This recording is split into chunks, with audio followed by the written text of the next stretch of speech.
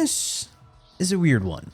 A Kullervo build that spams his Wrathful Advance to move and nuke without the need of casting Collective Curse. A build shared by one of my viewers. It's utilizing 3 augments to function. One for damage, one for survivability, and the other for combo sustain. It's not super flashy, but very consistent and functional. That weirdly enough, low-key surprised me. As most of you know, Wrathful Advance teleports you to a target or surface and performs a heavy attack on an enemy that scales off your melee weapon and its mods. And upon reaching the destination of the port, you gain a flat crit chance increase for a brief duration. Simple.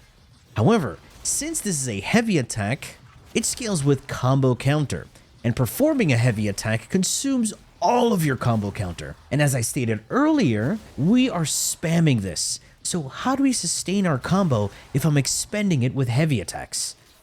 That's where our first augment comes in. Wrath of Ukko, the 4th ability augment. This will move the rain of daggers relative to where my Wrathful Advance takes me and extends the duration of the daggers. For those who don't know, this ability inherently builds up combo counter. So you need a large radius to hit multiple enemies with the rain of daggers, as each hit contributes to melee combo buildup. And the melee combo buildup scales with melee combo count increase mods and arcanes like Quickening or Exodia Triumph. Because I'm not going to be using Collective Curse, I need a way to spread my melee damage. And that's where the infamous melee arcane comes in. Melee Influence. But we need electricity on our weapons, hence why I'll be using Shock, Volt's first ability, as our Helminth ability. And with our second augment, Shock Trooper, this buffs my weapon with additional electric elemental damage, separate from our modded elements. But having additional modded electric damage on the weapon will allow the electric damage over time to deal more damage. And lastly, for survivability, I will use Kullervo's second ability augment, Volatile Recompense. It's a cast and forget ability that grants you Overguard and combo counter. For our melee weapon of choice, I'll be going with Nami Solo Incarnate. You can use any melee weapon you want, but this one provides me with additional buffs that makes this build consistent, efficient, and very, very effective. The Nami Solo Incarnate grants you additional melee range, some attack speed, and sets your follow-through stat to 100, so your melee hits will not have fall-off damage. It's as if you're using Collective Curse without actually having it. Alright, now that you know what goes into the build, let's take a look at how I've put all of this together. Okay, before I show you the mods and everything, let me show you step by step how to set up this build, and every little thing to pay attention to. First off, you see our Panzervopophyla right here. Pay attention to the bottom right, where our combo counter is. See that little 1 times with the red little spikes? That's our combo counter. Secondly, top right corner, where you'll see some additional buffs. Without me attacking anything, I just want to show you what the Panzer is going to be doing for us. Have a look, Archon stretch triggered, and our combo is building up pretty decently fast, and I didn't even touch the enemies. So our Panzer is going to be our other source of combo gain. Secondly, watch when I cast my second ability. My combo is building up. And then my 4th ability, max combo. It's not going down. Heavy attack, respawn enemies, immediately 12 times combo. And look at all this viral proc on enemies, and that's a lot of damage. Very simple, very clean build. So now let's go over the mods and everything. Have a look at our Archon shards. It's a full set of red tiles. Usually you'll be like, hey, why aren't you running purple shards for Kullervo? Isn't that good for the crit damage because he already has a bunch of crit chance with his 1? Yes, however in this case we need the red shards to balance out our strength, and if you go with purple you will get overkill damage. Now what is overkill damage? Overkill damage when you deal so much damage to the enemies, you just flat out kill them without applying any status effects. And because we're running melee influence, we need to apply the electric status effect on the enemy before they die, so it can spread. For the arcanes, I have Arcane Energize for the energy income, and Bolt Augmented for the 60% strength after 250 kills. Now this 175 is going to drop down to 150 because of the upcoming mods, and I'll show you. Starting off with the aura, I'll be going with Corrosive Projection. Reducing the armor by 18% allows us to deal more damage. In the Excellence, because I won't be running the best mod in the game, I'll be putting in some strength with Power Drift. And our last strength increase mod is going to be Augur Secrets. This gives us 24% increase in our strength. Normally, you would see 214, but because I'll be using conditional strength gains with Molt Augmented, I can drop my strength even lower and get a bunch of range. So let's do that real quick. I'll be putting in Archon Stretch. Archon Stretch gives me 45% increase in our range, and electric damaging abilities will give you energy regen. Now, because I do have Shock, if I cast this ability, yes, my ability will deal electric damage. However, I'm only using this as a weapon buff. And when we buff our weapons with this, it's not counted as an ability anymore. It's counted as an elemental damage mod. And as you saw earlier on the demonstration, if you were paying attention, our Panzer was triggering Archon Stretch for us.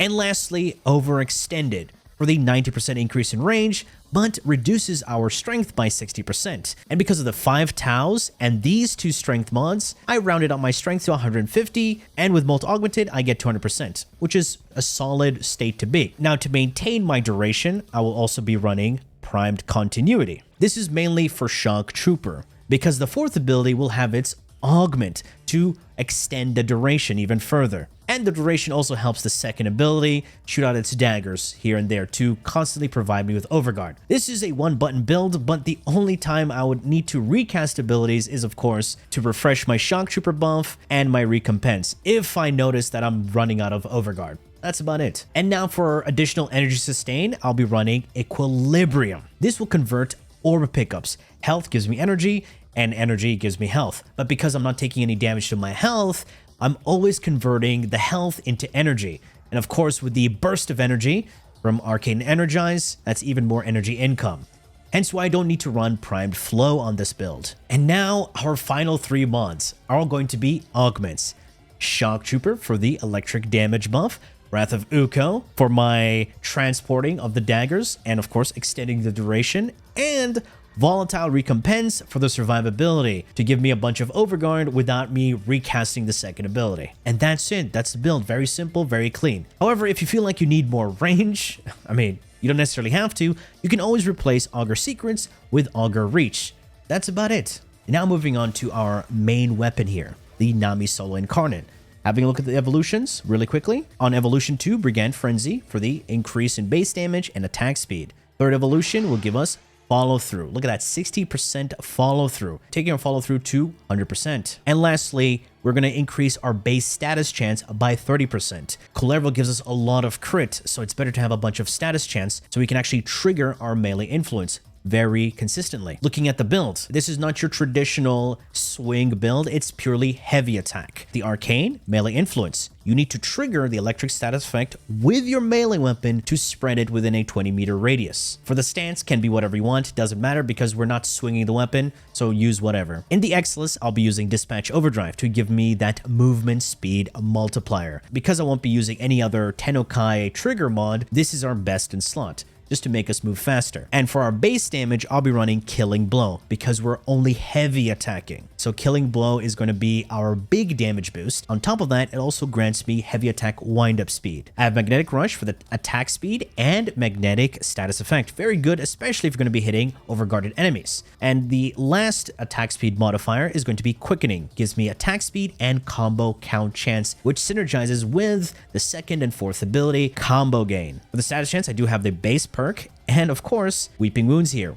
Build up combo, get status chance. And because I'm dealing status damage, I want to multiply my status damage. That's why I'll be running Melee Elementalist. Not only does this give us status damage, but also heavy attack wind-up speed. So we have 2 so far. And of course, the last heavy attack wind-up speed is going to be Amalgam Organ Shatter. This multiplies my critical damage and gives me heavy attack wind-up speed. Also, let's not forget real quickly, if we look at Kullervo's passive, Kullervo gets heavy attack wind-up speed and heavy attack efficiency. So you consume less combo upon heavy attacks. And our last mod here is going to be Focus Energy. This gives us electricity and heavy attack efficiency. So this pairs well with Shock Trooper and our constant heavy attacks. So we consume less combo every time we use Wrathful Advance. And for the focus school, for even more energy sustain, you can run Zeneric. Why Zeneric? Because Energy Pulse and Inner Might. So you get more energy upon pickup, and once every minute, you will not use up energy upon your cast, which is actually pretty good. Now for our companion, I'll be using the Panzer Vulpaphyla. Build is simple. Viral quills to spread viral, because we don't have viral on our weapon, and having viral will debuff the enemy so they take more damage. Martyr Symbiosis for skill issuing, but you don't have to worry about this. This is just, you know, a contingency. Panzer Devolution, if your companion dies, it doesn't fully die. It devolves into a little larva,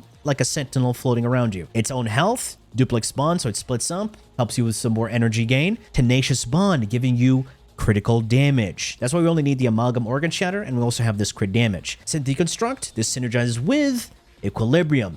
Health Orbs, you gain energy.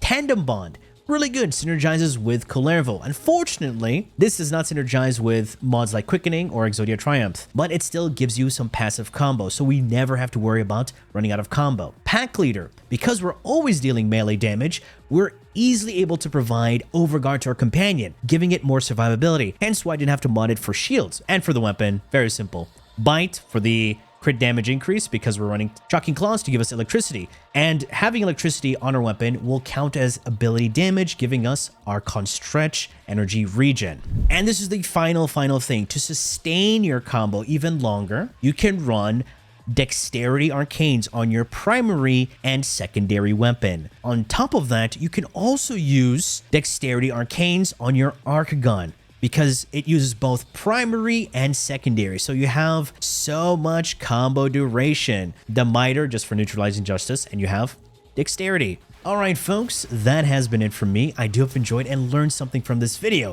If you did, please feel free to like, share, and subscribe for more Warframe content, streams, and so much more. Do refer to the description.